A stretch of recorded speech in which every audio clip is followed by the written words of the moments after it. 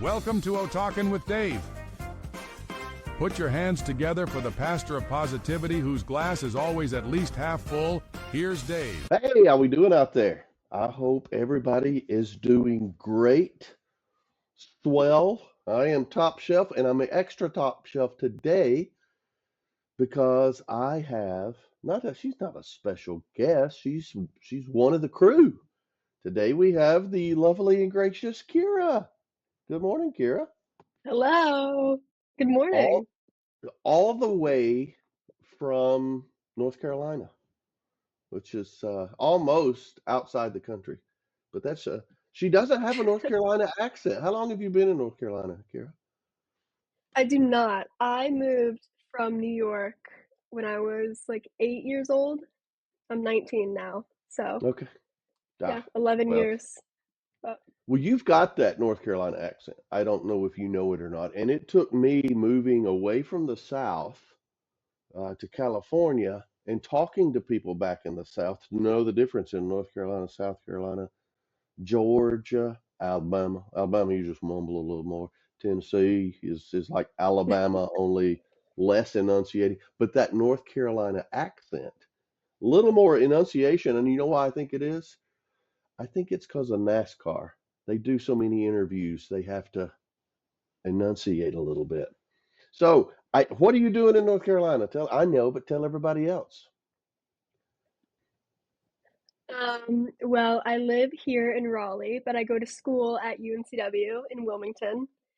I study film and I'm minoring in business and leadership. Beautiful, Yeah, that's beautiful. I what I am do. curious about every bit of that. So I'm gonna ask all of that. I just did a podcast about college, which is controversial, by the way. I don't know if you've heard it. It came out yesterday. Everybody listen to it. If you like it, let me know. If you don't like it, email Kira. But I am Yeah. fascinated by how the curriculums are changing in college, and so I want to jump into that leadership part. And I don't know how deep you are into it. So you just finished your second year or well into it? I just finished my first semester of sophomore year. Okay. All right. Well, you're probably on a fast track, so that's probably like beginning of my junior year, in a year and a Yeah, half. I So think I'm what? a semester ahead. So, Okay. Beautiful, beautiful, and making fantastic grades, ladies and gentlemen. We're very Her father and thank I know her father. We're very proud of her. Yeah, I don't have kids in school anymore, so she's like the granddaughter I never had. So tell me about this leadership curriculum. What's the scope of that? So I don't really know yet, honestly. It's a pretty easy minor. There's only three main classes you have to take with leadership.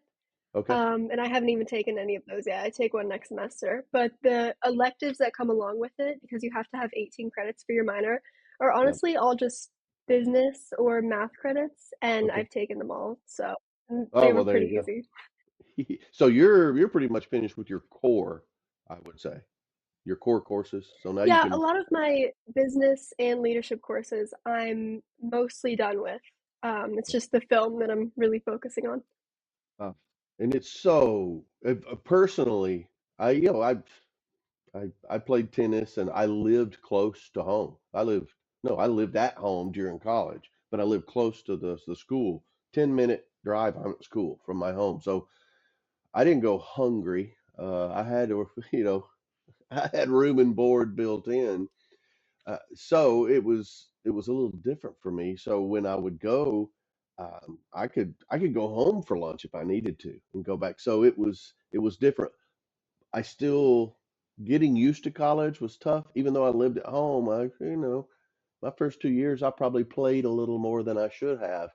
But as I got into my major, like now you're really getting into your film, um, my grades improved because it was something I was really interested in, and I could see, oh, all right, now we're getting into the bones of this education. So why film?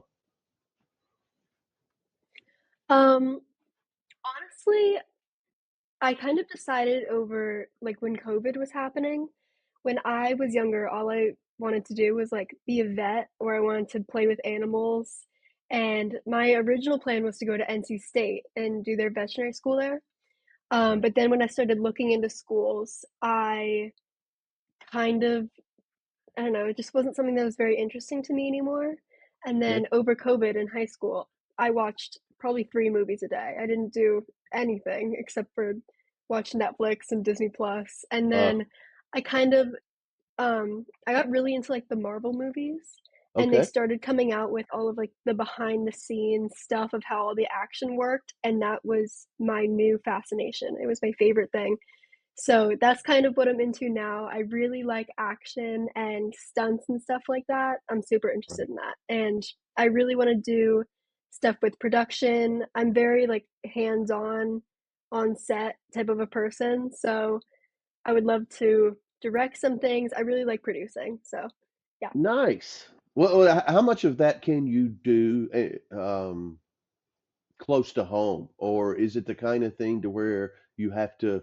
I know at one point, okay, New York or LA or where the studios are. Universal Studios and all of that was they've been customers of mine, and to go in and see some of that was fantastic. But now with technology, is that the kind of thing you can do close to home, or you're going to have to relocate? Yeah, definitely it's something I can do kind of remotely. But you kind of need to be closer to a city. Wilmington is huge for film right now. They have all the shows, Outer Banks, The Summer Turned Pretty, stuff that wants to be filmed on the beach or close to the water. Wilmington is where people go to film stuff like that. I've seen it happen. I've been on the beach with my friends, and the Summer Turned Pretty show was just there filming, so I got to watch that, which was really cool.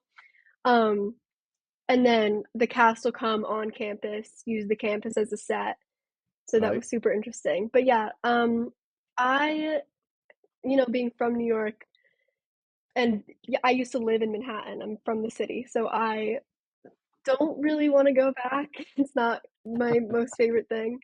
And Yeah. I've been to LA, and I went to the Sony lot, and everything was lovely. It was amazing. Oh, yeah. And I loved seeing all the behind the scenes and stuff like that. But I don't know if I would like living there. Um, Right. but there are Right. some bigger cities like Atlanta and Nashville are getting really big with film, so Okay. probably there someday. But Wilmington right now is going really well, so I like it. Well, well, and I'm thinking about, the technology. Um, you've got to come to Vegas and go to the Sphere if you haven't yet, because just Oh yes, I would love to.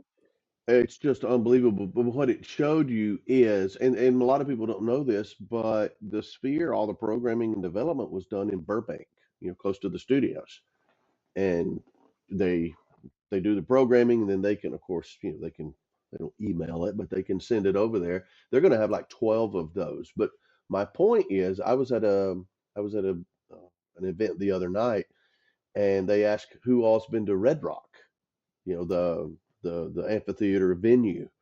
Well, boom, we were all at Red Rock. We looked around and to the detail, and I actually thought about you because with that technology we're a long way from cutting and splicing film and then running it back over and over the way they used to edit film. And so are you going to be exposed to both the old way of doing things and then go forward and because a lot of times they teach you how they used to do it and then with all the software and everything the new way. So do you know enough about the next couple of years to know the scope of that? Yeah, we definitely, especially at UNCW with the film program that we have, we definitely are looking more towards the future. Right. Um, I have access. I'm super lucky to have access to a bunch of different types of camera equipment. I get all of the editing tools. The school is has been amazing for that. So I got to really experiment with what I enjoyed doing. Um, I got to edit on these huge computers, and it was really fun, but very tedious and time consuming. So that wasn't necessarily my favorite thing, but I loved Yeah. doing it and getting to experience that. It's a new thing. But I really loved being with the camera. We did lighting, we did audio, but the Mm. camera was definitely my favorite thing. So I would love to do that more in the future, and I'll be able to because we Yeah. get to use all of that stuff at UNCW. Yeah, you get to and you will have to. Yeah. I mean, I bet it's intimidating at Yeah. first when you get behind some of this equipment. So when you're doing that, is it going to be on your creations or will you be part of a bigger group or both? So this semester, I got to be part of a bigger group. We had about 20 students in my film class this semester, and a couple of them that were in my group were friends of mine that I met at the beginning of freshman year. So they were awesome to have on my team with me, and we got to do a couple productions over the semester just to practice. We got to use all the different stuff. We got to edit, and our final project ended up being a minute and 30-second documentary called The American Experience, and it was about foreign exchange students and their time that they had in America and just stuff that they learned. So that was really fun. I loved working with all of them, and I had a really great time. Was that like interviews and all and just like putting together a documentary? Oh, it's fantastic. Yeah, it was interviews, and we got to like check out the camera equipment. They really don't want you to break it. Like all I heard that whole time was like, "Be careful with this because it costs $3,000." So Please don't yeah, tell me how much but it it was costs. so fun.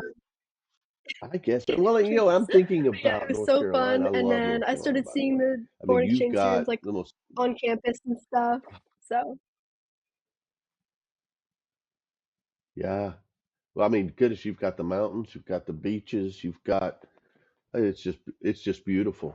When I moved to California, and I still this way. I mean, I'm from Northwest Alabama, and I'm still taken aback by things. I've been to New York 100 times, and every time I go there, it's just like, wow.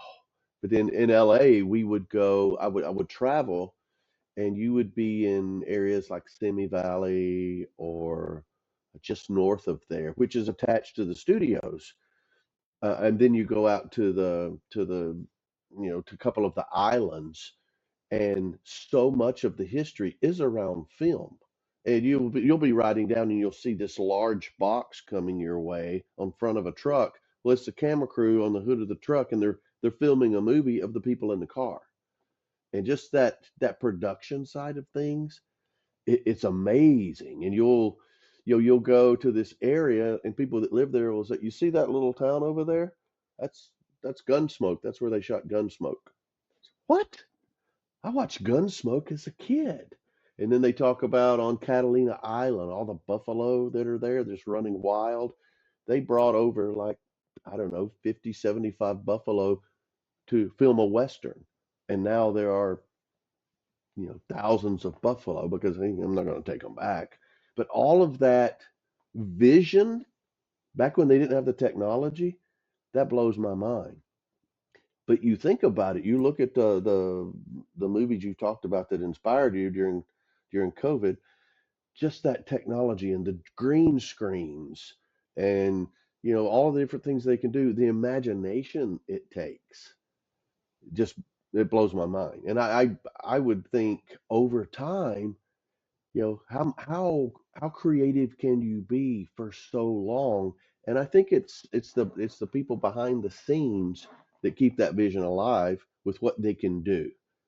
Meaning, because I deal in music mostly, and that finished product, usually the artist is like, that's I couldn't even imagine it coming out that nice. And that's what being behind the camera I would think would inspire you, and definitely whatever your actors or your subject matter would be, thrilling them has to be part of the gratification of your role. yeah, that's exactly how I felt when I went to California because my favorite movie is La La Land. So when I drove around, I just recognized the places that they filmed, Yeah, and I was freaking out. I was in the car with my family, and they were like, "What are you talking about?" But I we drove by like the observatory, and I was like, "Oh my gosh, that's where Mia and Sebastian were dancing in the movie." And they didn't care. Yes, But I was freaking out, and then when I went on the Sony lot, I got to see all of the stuff that they filmed with, and then we went to Universal and we saw behind the scenes there too, and I saw some of the right. sets, and it's all amazing. Ah, yeah, and it's Yeah, I love you it you all. see you see the set, and it's like, this is where all that happened. Like, I think about, sitcoms. You can see a set and you know exactly that sitcom, but Mhm. when you see it live, it's like, it looks so small, you know, because you put your whole Yeah. world into that. Let me ask you this. Can you watch a movie now still as a normal person, or do you think, I bet this is how they do that, or, you know, that kind of thing? Yeah. Uh, I was I had lunch with my friend yesterday, and we talked about this because absolutely not. I can no longer watch a movie and not think about everything that's happening in it. Like, Right. as much as movies kind of run my life right now, they also kind of ruin my life.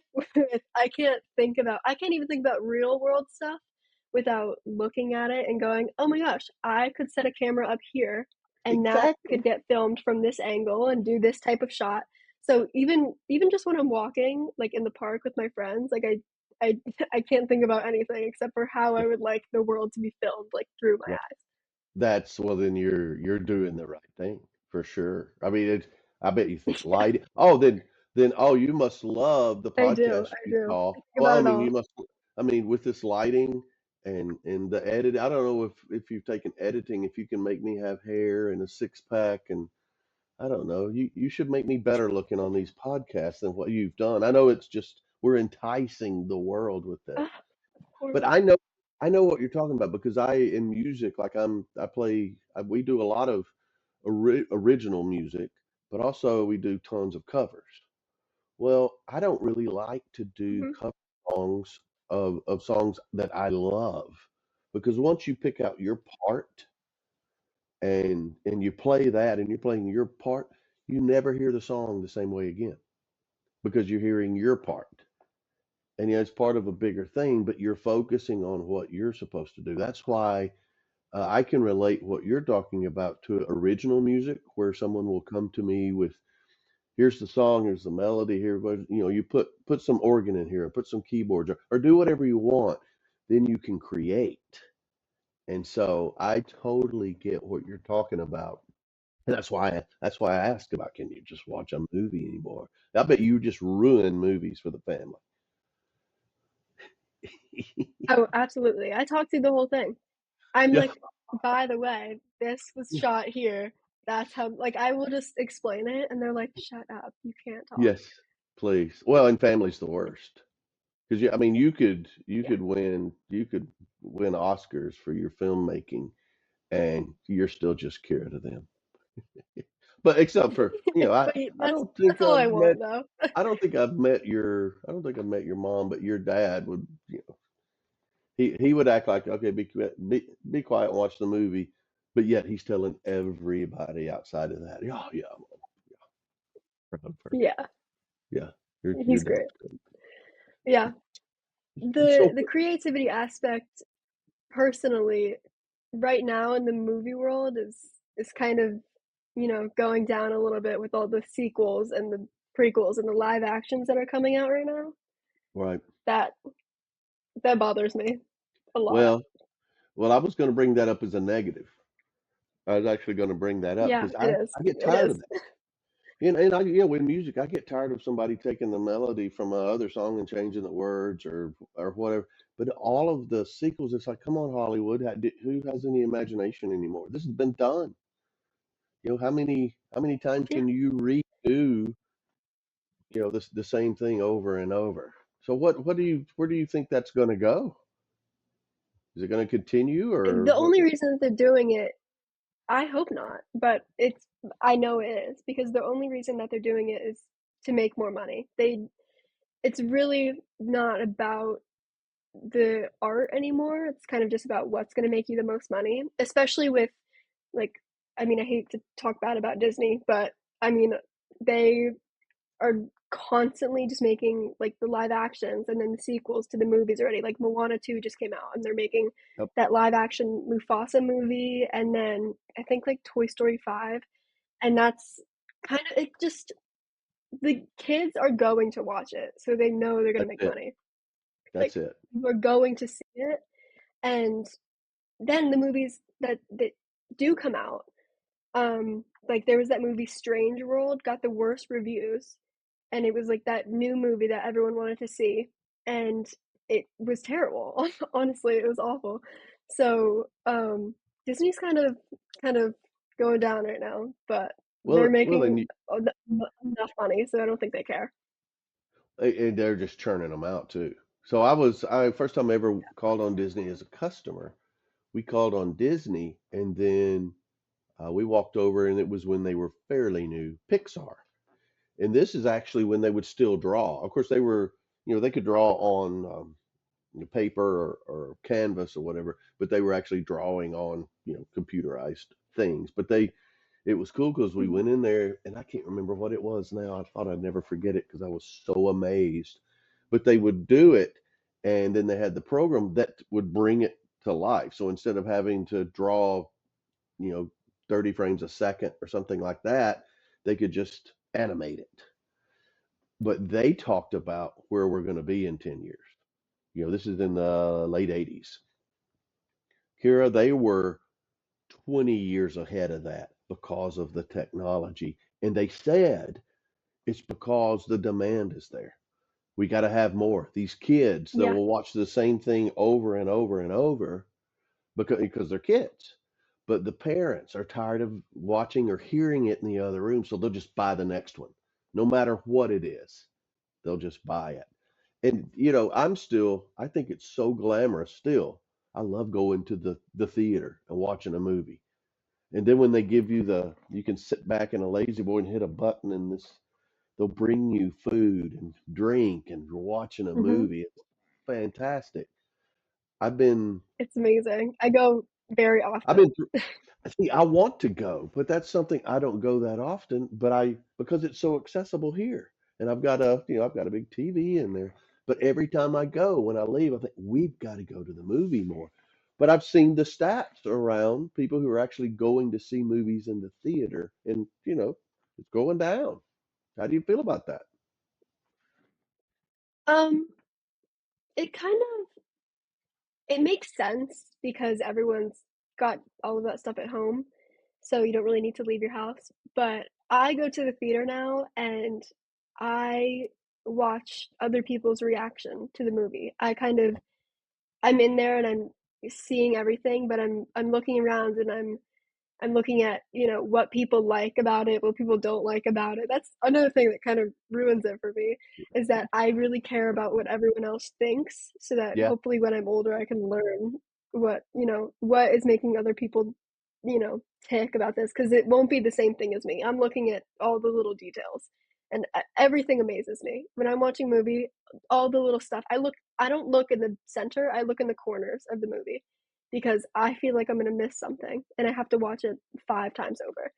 My favorite thing is like when I go, like December 2021, I went to the movie theater to watch Spider-Man No Way Home, and the reactions from people when, Tobey Maguire and Andrew Garfield came out, and the whole theater was like clapping, erupting, like it was to me, that's my favorite thing is I love seeing other people enjoy something that I love so much. well, and to think about, I know you do this, you have to do it. Think about, I'm going to do that. I'm going to make a movie, and to just think about sitting in the corner of a theater and watching people watch a movie that you were a part of, and there that's got to be like these artists who get up on stage, and they're singing, and the crowd singing the words back to them, something they created in the corner of their bedroom, and now everybody's loving it and singing it back. That's I never thought about that, but a filmmaker, they could do that anytime they want. Huh? Is there a genre Yeah. you don't like? Yeah, I got to do that with my documentary in my group.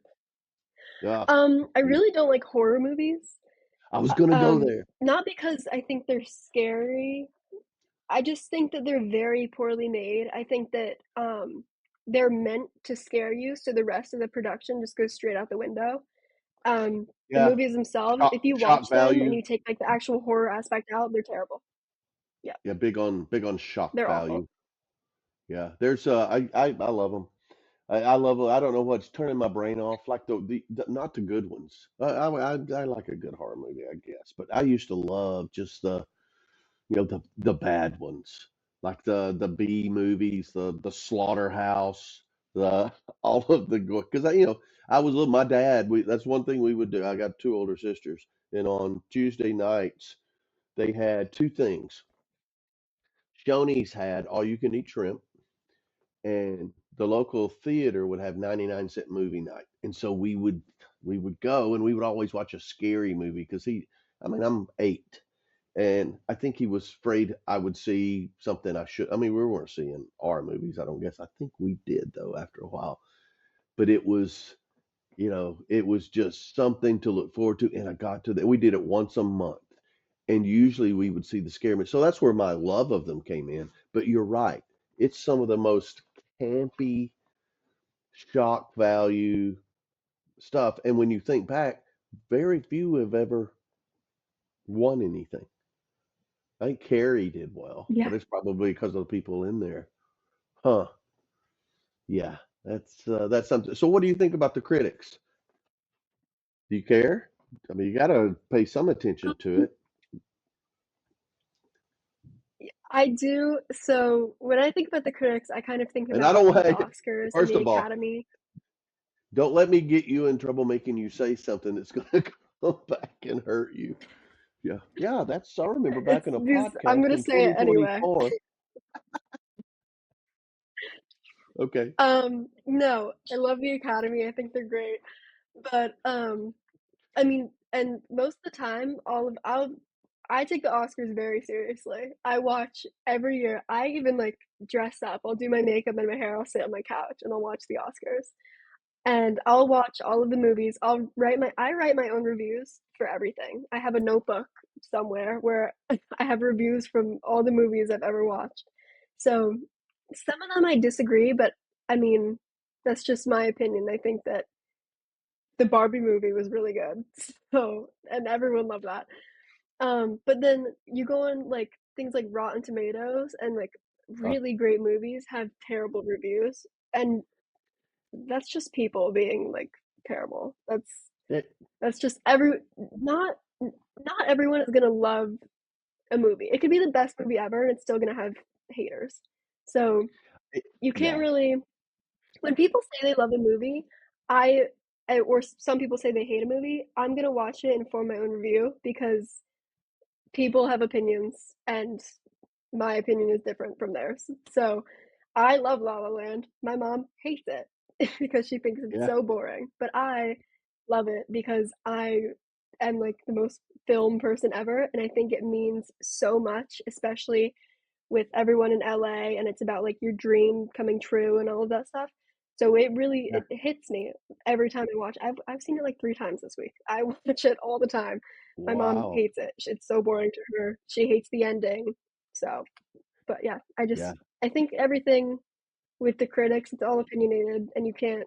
I don't think you should listen to anyone, and you should form your own Yeah. opinion about what you want to I watch. I don't go somewhere because they got a good or a bad review. I've never done that. And I think a lot of times, there are famous critics, and they're famous for being controversy or famous. Or I mean, I used to watch Siskel and Ebert every Saturday afternoon. I think it was on at 2 o'clock, and then Bob Ross with the Joy of Painting was on at 2:30.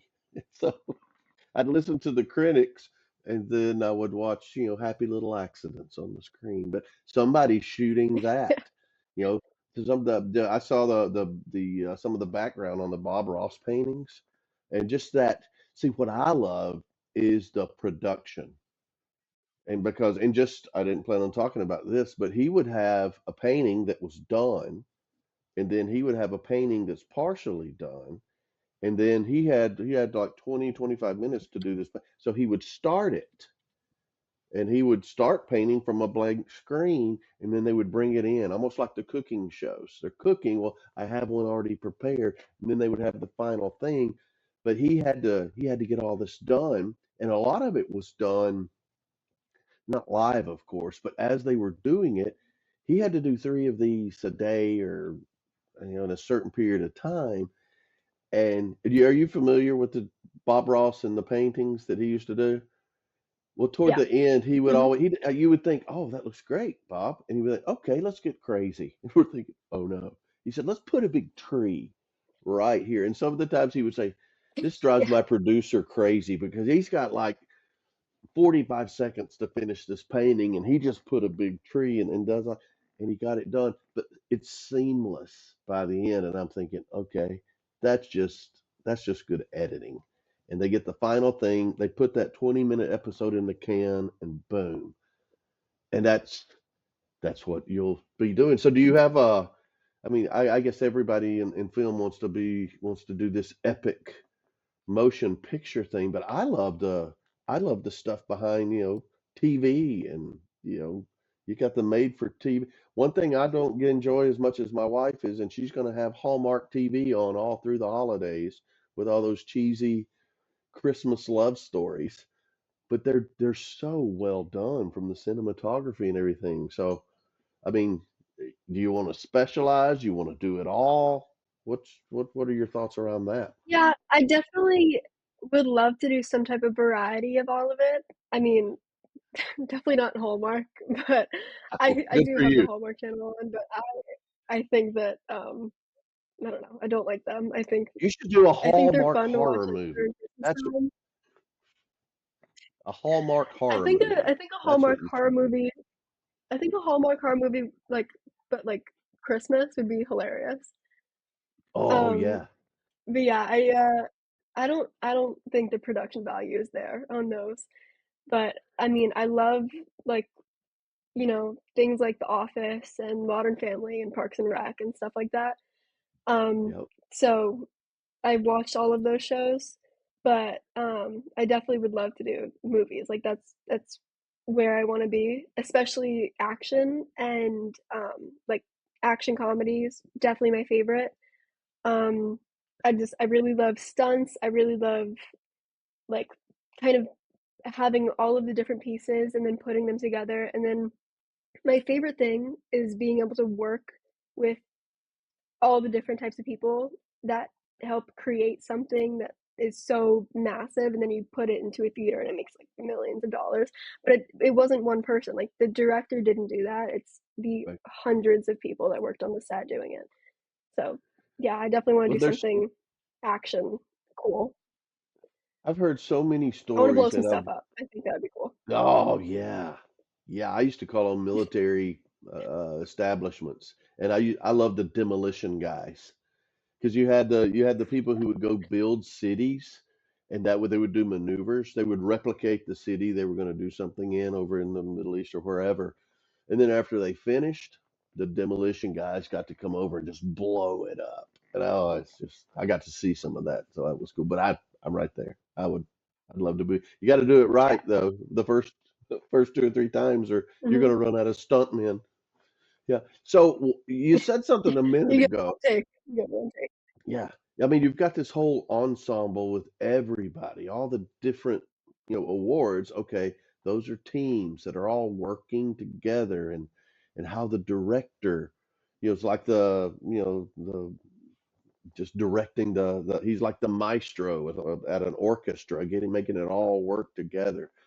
What I've seen in music, but also I've heard about in filmmaking is, you find someone who's doing this part, and you hear about a director that everybody considers one of the best, but they started out in a much lesser role, and were almost discovered their talent, and were pushed into that director because all they wanted to do is do this. But they had so much talent, they rose to the top. A lot of times against their will. They're very shy. They're unassuming. They don't want the attention, but they make the best movies because of that talent that was unleashed. And to me, that story makes a movie better. When somebody says, Yeah, tell me a little bit absolutely. about that person, I want to see that movie now. I don't even know what the movie's about, but I want to go see that. And so Yeah, that's I'm the same way. well. So when you tell me about the process when you're doing this, because and I I've business is business and marketing and management and finance and all this stuff. It's all interrelated. So you don't really have to specialize. There's some things you like more. I'm a sales guy, so that's so wide range. But I mean, how much specialization is involved, or how do you approach this discipline from an education standpoint, and then how does it hop over to the real world? As far as Yeah, employment. so UNCW, they want to give every film student the opportunity to try out all of the different stuff. They want, they want everyone on lighting and audio and camera, and then you have editing, and then you get to, also like be an actor in some of the stuff. I've been on camera in some of my productions this semester. And then they also want you to either be producer or director. And I got to do both of those things as well.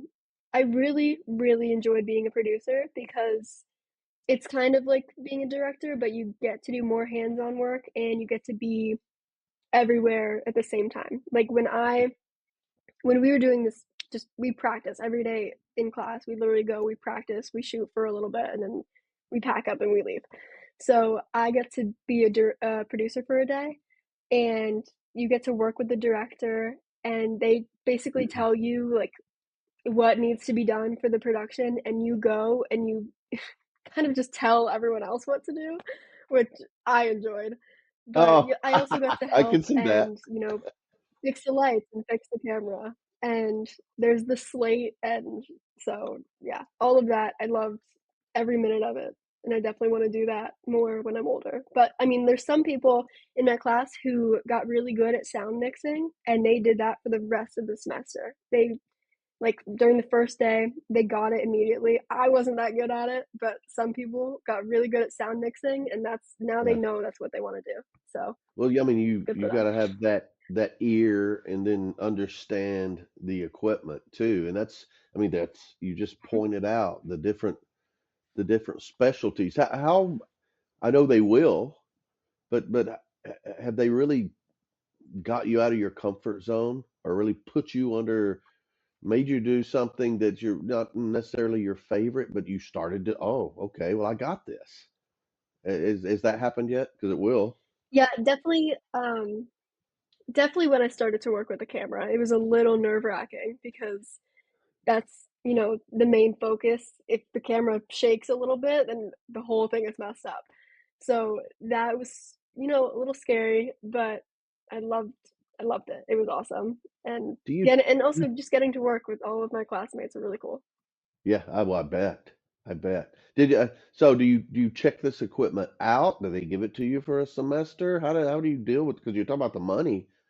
Oh my goodness. I only had to deal with a couple of things like that, and it was like you sign your life away. You know, I remember taking a couple of sports things home, and my parents were a nervous wreck. Get that out of this house. 'Cause they were afraid, oh, we're going to lose everything.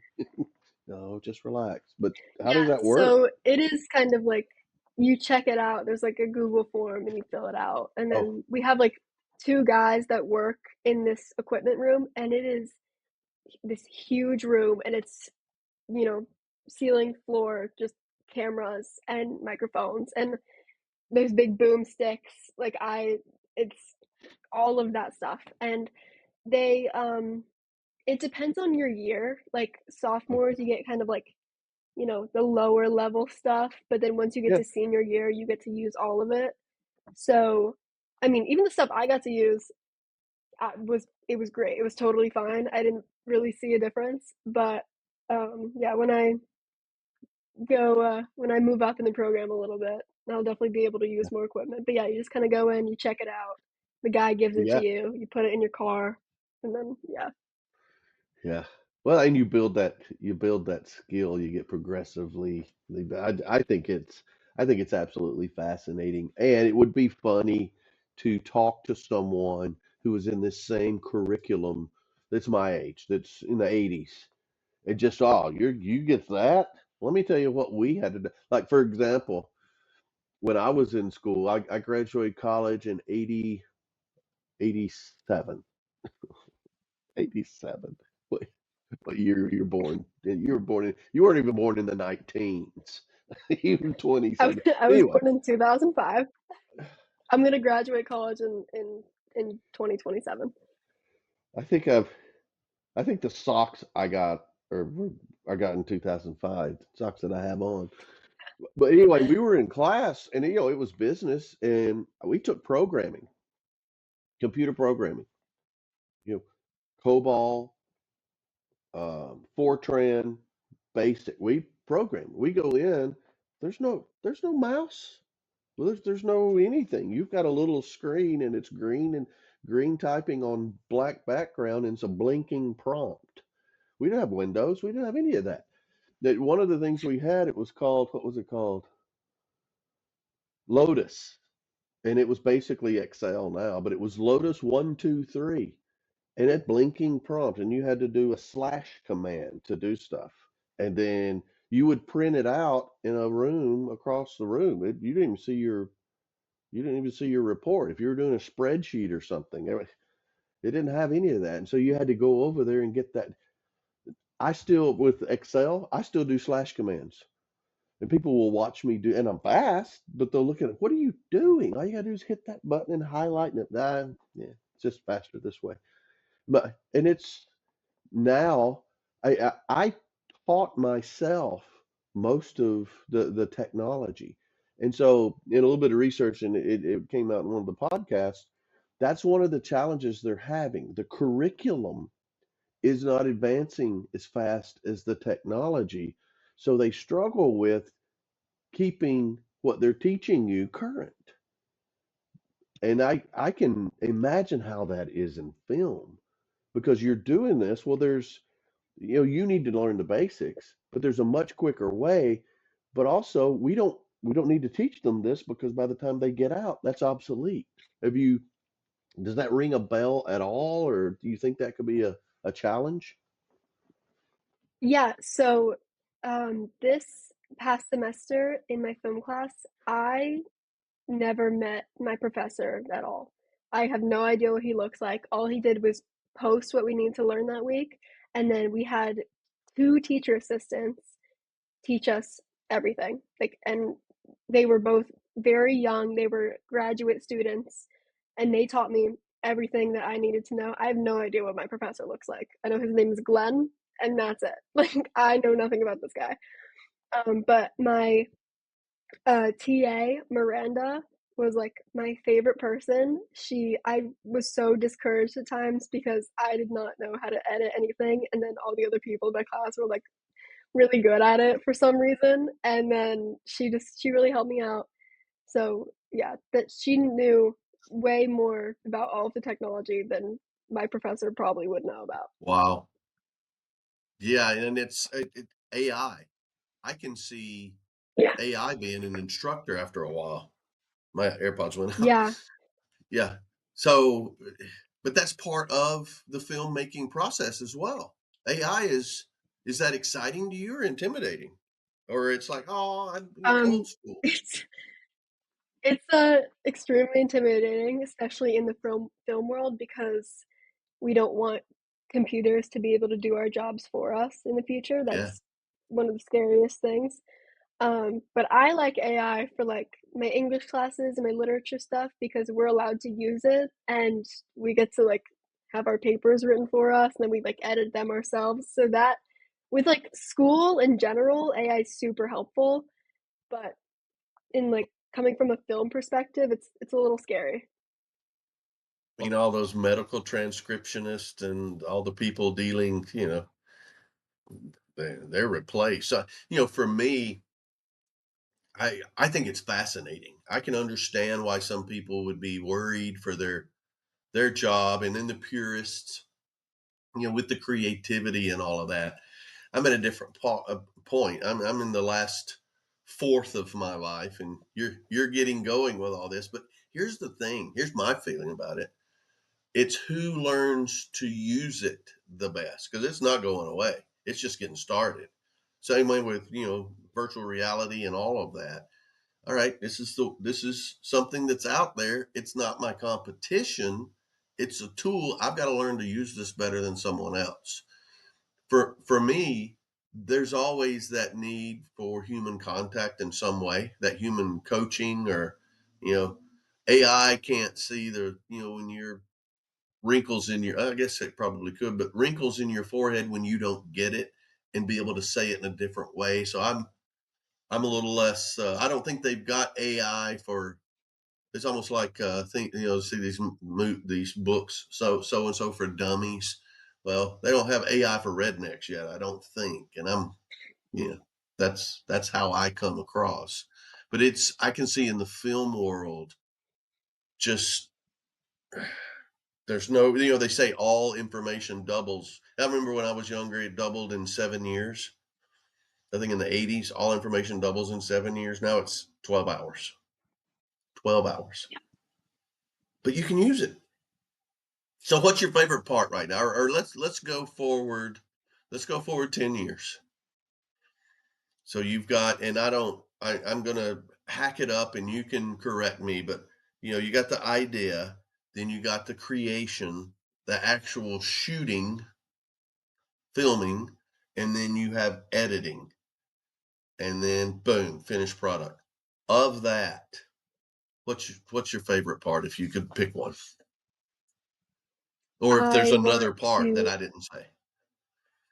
No, I definitely want to be with the creating portion. I want to be on set, put my hands on the camera, be there when it happens, just so I feel like I'm a very opinionated person.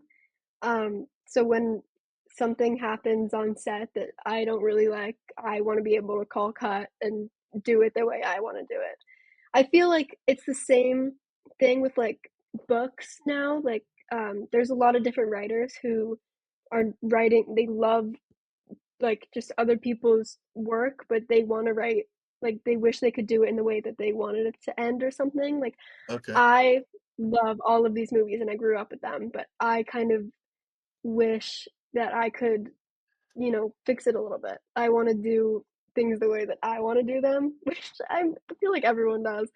But I'm really excited to, obviously I don't want to grow up too fast, but I'm really excited Yeah. to eventually get there and kind of be able to show, everyone what has been in here for so long. And I want to be able to put it, on screen and have people see what I'm talking about. Well, with technology, and I love that you said you don't want to grow up too fast, because that shows a maturity there. Because a lot of people are the other way. But one thing I was wondering, because with music, you can take any song now with the technology, and it's not the masters of it, but they can pull it out. And if you want to, you can record your part in there, and you can play on any song ever recorded. You could take out that keyboard line, or you could take out that and put in piano if you want, and then play it back. And man, I'm playing Led Zeppelin and Robert Plant singing. This is great. Is there something like that for film, to where you could go in and change a part of it? Or I know, you know, lighting and some of that, but I would think with filters or different things, can you play around with the classics? You can use honestly anything. Like, you can, clip movies and then, you know, put them in the way that you want. There's kind of, with the technology that we have now, there's unlimited ways where you can do whatever you want with your favorite things. That's fantastic. I mean, I can see, and I hesitate to call you. I don't know if it's derogatory or not. You love it so much. Obviously, I hesitate to call you a film nerd. That's not derogatory in my mind, because I can get in doing something musically or whatever, and time just fades away. I can see you doing that. I can see you driving yourself crazy because I can do better. Yeah. Almost there. No, I want to change this a little. And then you'll look at, so I can just, what little I know about you, I know your personality. I can see you driving yourself crazy and loving every minute of it. I do. I really do. It's awesome. So what, you're here you're home for the holidays. That's exciting. I love Yep. this time I'm of in my year. my room. Yeah, just made great grades going into the next thing with the O Talks. Just to let people know, and I'm gonna say it. I'm gonna let you say it. Keira is helping with all the social media. We're really just getting started. But what's some of the stuff you want to do with the O Talking with Dave stuff? Um, I kind of want to get into more of like the TikTok trends. I think that people from my generation, at least, like that's how they get information now is TikTok. We don't read the news. We don't do any of that. Like we kind of the way that I find out about things now is if other people from like my generation post about them on TikTok and it goes viral and then I see them. So that's like how I get all my information. So I kind of want to, use the algorithm, put the O Talking with Dave stuff, post it on TikTok, and then hopefully it gets more traction so that people kind of see your podcast, they'll like it, and then I know I've showed all my friends they love your podcast, so I know Yeah, it can work. Yeah. great. So there's something out there. Yeah. Yeah, I'm glad your Hmm. friends like it. My kids they're scared to listen to it. Of course, they're in their 30s. They're almost like, oh no, what's he gonna say? What? My wife's the Yeah, same I way. show That's all okay. my friends. Well, and I'm gonna get much more edgy. I am just so everybody knows. I talk with Keira and I trust her 100%. She can take whatever I do and go with it. I am moving a little more away from the corporate or the schools or the churches. I'm about to turn 60, and so I'm thinking, all right, I'm going to have less of a filter. So we'll see how that works. It's more about what, almost like if we're talking about film, expressing yourself. If someone sees a movie, they can, oh yeah, that's classic Keira. Well, I'm going to be more classic Dave. Not that I've been a hypocrite in any way. I've held back a little bit. Now I can just free form it, and so that's going to be more fun for you to to pick and choose what goes. But it's been great so far. Anything else you want to talk about or say out there to the billions of people watching and listening that we might not have covered? I mean, not really. Just, you know, do what you want to do, and That's it. that's it. Do what you want to do. Don't Well, and don't to be your influenced. I was driving back from Salt Lake yesterday, and I was looking at, you got it's just a beautiful drive. You can't help but think of, I can't capture that. I could take a picture of that snow-covered mountain, but it won't do it justice, so I'm not going to do it. But I also thought of you. That's your job, is to capture the moment or whatever and give it to somebody. So when I think of that, I also think how lucky you are. And luck has nothing to do with it. I think everything happens for a reason, but how fortunate you are at your age to know what you want to do and then have the Yeah. curriculum and the capabilities of doing it. And now you've got a long time to perfect it. So I just think it's fantastic and I'm happy for you. Thank you. All right. Well, we're about out of time. Thanks everybody for joining. Thanks for putting up with me to get to Keira. So now you've got a face and a voice with that name that I shout out every week. But I appreciate your support more than you know. Reach out to me at david@otalks.com, dave@otalks.com. Keira's got me on TikTok, Instagram, all the hip stuff. She's making me seem hipper, and I appreciate it so much. So you'll be hearing more from her. Anything you like, you don't like, let me know. I'll let her know, and then we'll make it better. But most of all, thanks for talking with Dave. Giddy up.